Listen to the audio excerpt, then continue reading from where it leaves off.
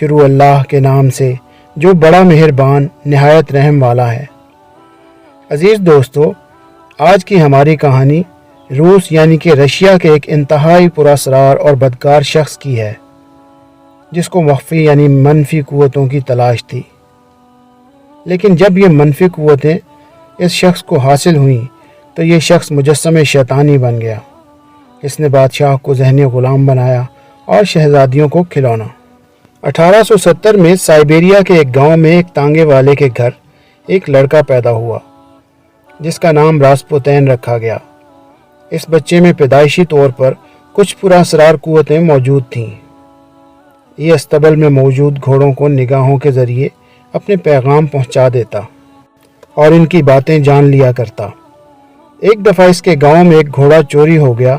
چونکہ یہ بچہ گھوڑوں کی باتیں جان لیا کرتا تھا، اس لیے اس نے صحیح چور کی نشاندہی کر دی۔ اس طرح یہ لڑکا راسپوتین پورے گاؤں میں اس چور کو پکڑوا کر مشہور ہو گیا۔ لیکن جیسے جیسے یہ بڑا ہوتا گیا، اس کی حرکات اتنی ہی زیادہ بری ہوتی گئیں۔ یہ اول درجے کا آوارہ اور اوباش بن گیا۔ رات دن یہ شراب پی پی کر اس کے نشے میں دھت رہتا۔ گاؤں کی کوئی بھی لڑکی اس کی نظروں، حرکتوں، باتوں اور کرتوتوں سے محفوظ نہیں تھی۔ آئے دن لوگ اس کی ماں اور اس کے باپ کو اس کی شکایتیں لگا لگا کر ذلیل و رسوا کرتے۔ اس مسئلے کا حل راسپوتین کے ماں باپ نے یہ نکالا کہ قریبی گاؤں کی ایک بہت ہی زیادہ حسین و جمیل اور خوبصورت لڑکی فیڈرونا سے اس کی شادی کر دی گئی۔ مگر راسپوتین شادی کے بعد بھی اپنی شراب نوشی والی عادت اور دوسری بری حرکتوں سے باز نہ آیا، بلکہ وہ اپنی بیوی کی موجودگی میں بازاری حسن یعنی کہ جسم فروش لڑکیاں اپنے گھر لے آتا۔ اس کی شادی کے کچھ سال بعد اس کے ہاں ایک بیٹی پیدا ہوئی، مگر وہ باپ بننے کے بعد بھی اپنی بری حرکتوں سے باز نہ آیا۔ اس کے باپ نے اسے زبردستی اپنے ساتھ تانگا چلانے کے کام پر لگا دیا۔ اب وہ اپنے کام کے دوران دور دراز علاقوں کے سفر پر جانے لگا۔ ایک دن اس کے اندر موجود چھپی ماورائی صلاحیتوں کو دیکھتے ہوئے ایک اجنبی مسافر نے اسے ایک درسگاہ کا پتہ دیا، جس کو در ہوٹور کی درسگاہ کہا جاتا تھا۔ یہ ایک عجیب و غریب اور شیطانی عقائد کے حامل لوگوں کی درسگاہ تھی۔ یہاں ہیپنوٹزم اور کئی دوسری اقسام کے جادوئی علوم سکھائے جاتے تھے۔ یہاں رہ کر راسپوتین نے بہت زیادہ پر اسرار اور شیطانی طاقتیں حاصل کر لیں۔ اب وہ اپنی باتوں اور اپنی نظروں کے ذریعے چند ہی لمحات میں بڑے سے بڑے جہان دیدہ شخص کو اپنا گرویدہ بنا سکتا تھا۔ یہاں سے اپنی تربیت مکمل کرنے کے بعد راسپوتین واپس اپنے گھر جانے کی بجائے مختلف گاؤں اور شہروں میں بھٹکنے لگا۔ یہ لوگوں کو عجیب و غریب شیطانی فلسفہ سکھایا کرتا۔ یہ لوگوں کو گناہ کی ترغیب دیتا اور کہتا کہ اسی میں تمہاری نجات ہے۔ اس کے باوجود لوگ اس کی باتیں سنتے اور لڑکیاں اور عورتیں اس کی مرید ہو جاتیں۔ یہ غلیظ انسان سر عام اپنی زیر اثر عورتوں کے ساتھ نہ صرف بری حرکات کرتا بلکہ سر عام زنا بھی کرتا۔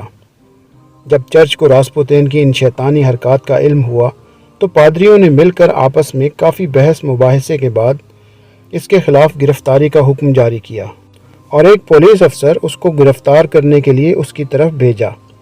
مگر راسپوتین نے اس پولیس افسر پر نہ جانے کیسا جادو کیا کہ اس پولیس افسر کو بھی اس نے اپنا گرویدہ بنا کر مرید بنا لیا۔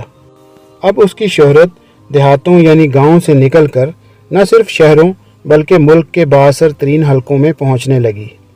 ان دنوں روس پر زار نکولس سیکنڈ کی حکومت تھی۔ اس کی انتہائی خوبصورت بیوی جس کا نام زاآرینا تھا، جو کہ ملکہ وکٹوریہ کی نواسی تھی۔ اس بادشاہ کا صرف ایک ہی بیٹا تھا جو کہ بہت منتوں اور مرادوں کے بعد پیدا ہوا تھا۔ اس بیٹے کو جس کا نام ایلیکس ہیموفیلیا کی بیماری تھی۔ زاآرینا اس کے لیے بہت زیادہ پریشان رہتی تھی۔ جب راسپوتین کی شہرت کے واقعات زاآرینا کے کانوں تک پہنچے تو اس نے اپنے بیٹے کے علاج کے لیے خفیہ طور پر راسپوتین کو محل میں طلب کیا۔ راسپوتین جو کہ کافی زیادہ شہرت کا حامل ہو چکا تھا، اس نے اپنے جادو ٹونے کی مدد سے ایلیکس کی وہ بیماری ٹھیک کر دی جو دنیا بھر کے ڈاکٹرز اور حکیم نہیں کر پائے تھے۔ زاآرینا اس راسپوتین کی صلاحیتوں کی معترف ہو کر اس کی مرید ہو گئی۔ جب بادشاہ کو یہ سب پتہ چلا تو وہ بھی زعارینا کے ساتھ ساتھ راسپوتین کا عقیدت مند ہو گیا۔ اب راسپوتین جب چاہتا اس محل میں آ سکتا تھا۔ بادشاہ اور ملکہ کو دیکھ کر دیگر امراء اور فوجی عہدیدار اس کے پاس اپنے اپنے مسائل لے کر آتے۔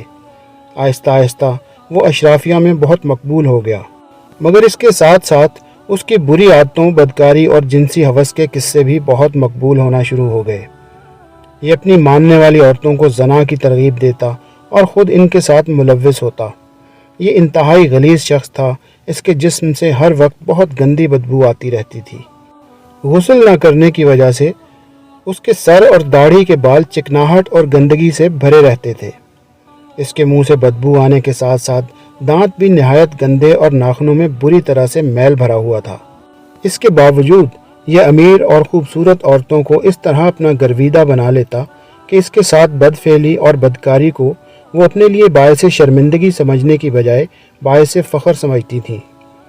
جب اس کی یہ حرکات حد سے زیادہ تجاوز کر گئیں تو کچھ لوگوں نے زعارینا یعنی ملکہ سے اس کی ان حرکات کی شکایت کی، لیکن ملکہ کیا کرتی ان شکایتوں کا، کیونکہ ملکہ تو خود اس کی خوابگاہ میں کئی گھنٹے اس کے ساتھ مقیم رہا کرتی تھی۔